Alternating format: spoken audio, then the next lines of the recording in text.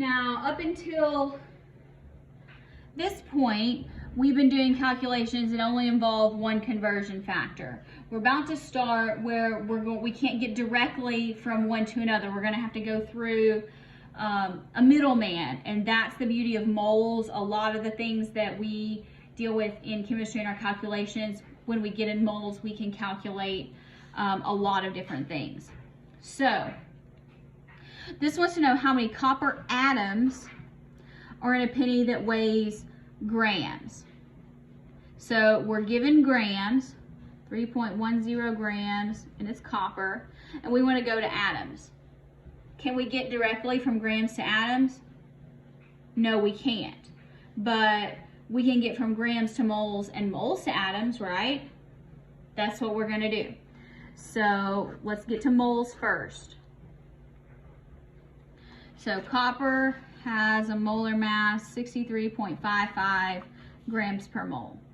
63.55 grams of copper is 1 mole of copper, right? Yes. Now, we're in moles. Can we get to atoms? Yes, we can. So 1 mole of copper is 6.022 times 10 to the 23rd atoms of copper. Yes, I know you're tired of writing all those units, but trust me, you'll be grateful for it one day. Now, what I do when I do these, I multiply everything on the top, and then I go back and do everything on the bottom. That is not how you have to do it, but it has me making the fewest errors. Okay, so you should get 2.94 times 10 to the 22nd atoms of copper.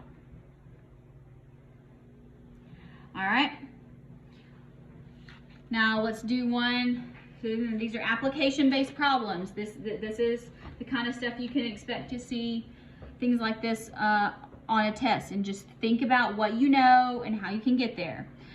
So here we're given, they tell us it's a titanium cube and it has this many atoms. And it wants to know two things. It wants to know what's the mass, and it wants to know what's the edge length. Okay. Well, let's see if we can find mass first, because we're given atoms and we want to know mass, and we know that it's made of titanium. So let's just start there. 5.20 times 10 to the 23rd atoms of titanium. Does density have anything to do with mass of titanium and atoms? No. We don't need to use that right now. Okay, so because we can relate atoms and mass and moles, all that goes together. So remember, now we have 6.022 times 10 to the 23rd atoms of titanium equals 1 mole titanium. Okay, go back to the question. What is it asking us to find? The mass of the cube. Okay, so now we're in moles. Is moles mass? No. How do we get to mass? Molar mass in the periodic table. That is correct. I hope you're talking to yourself when I'm making this video. So here's titanium, 47.87. 47.87 grams of titanium.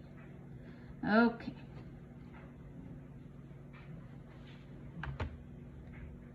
Let's see here. So 5.2 to the 23rd, 47.87. Divided by 6.022 times 10 to the 23rd. Okay, so it is 41.3 grams of titanium. So we have answered the first part of the question. We figured out what the mass is. Now that we know the mass, we can answer the second part of the question. Again, don't overthink this. So if we have a mass and we have density, can we find volume?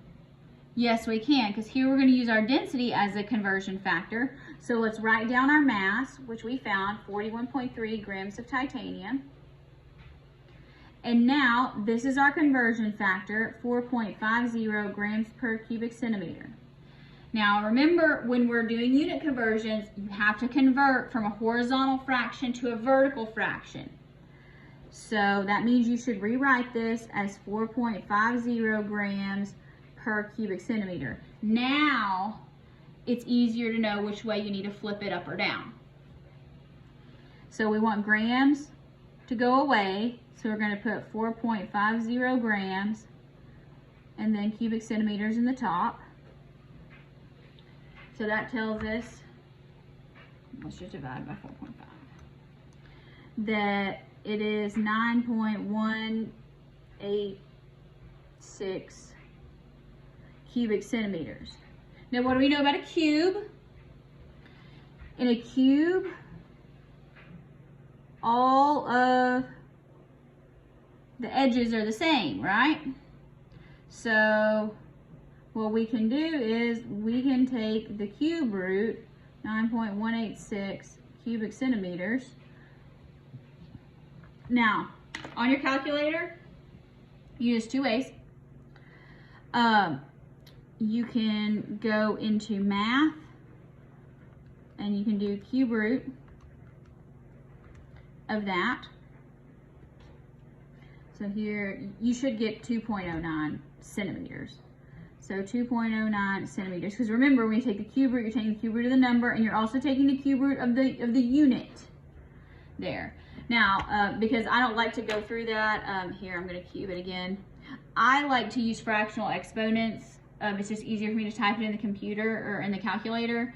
So if you see me doing fractional exponents, you get the same thing.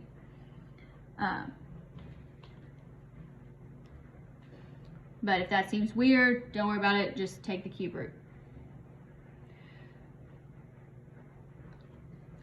Now, try this one. This says how many kilograms of lithium are in a 0.653 sample of lithium. Can we get directly from moles to kilograms? No, we cannot. So let's go to our periodic table. What do we know about 1 mole of lithium?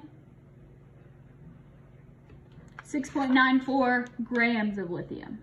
So 1 mole of lithium, 6.94 grams of lithium.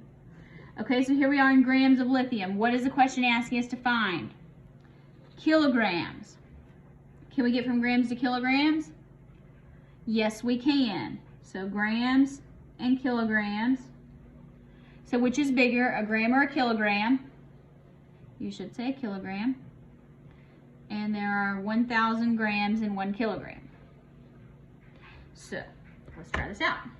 0.653 times 6.94, and then we're going to divide by 1,000.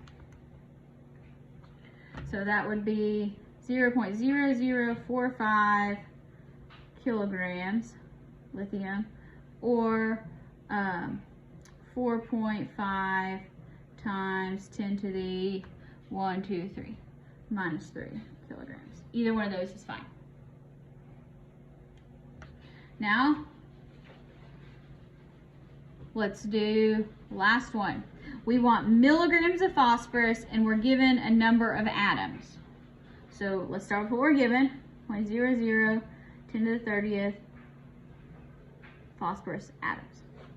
Can we do anything with atoms? Not really. The only thing we can do with atoms is convert to moles. So 6.022 times 10 to the 23rd phosphorus atoms equals 1 mole phosphorus. Great. Now what do we know about where we're trying to go? We're trying to get to milligrams. Can we get from moles to milligrams? Not directly, but we can get from moles to what? Grams. You are correct. So 1 mole of phosphorus is 30.97 grams. So let's use that. 1 mole of phosphorus, 30.97 grams of phosphorus. All right, so now we're in grams. Are we finished? We are not, because we want milligrams. So grams and milligrams. Which one's bigger? a gram, 1,000 milligrams. All right. All right, so let's do this here. Calculate. I multiply everything on the top and then do everything on the bottom. How you put it in the calculator is up to you, but make sure you get the same answer as me, or within a couple of decimal places, you know. Divide by 6.022 to the 23. Good. You may be much more adept at using parentheses than I am. Hopefully you are. So you should get something that's like 5.14 times 10 to the 10th milligrams of phosphorus. That's a lot of phosphorus. That concludes Chapter 2 and the end of Unit 1.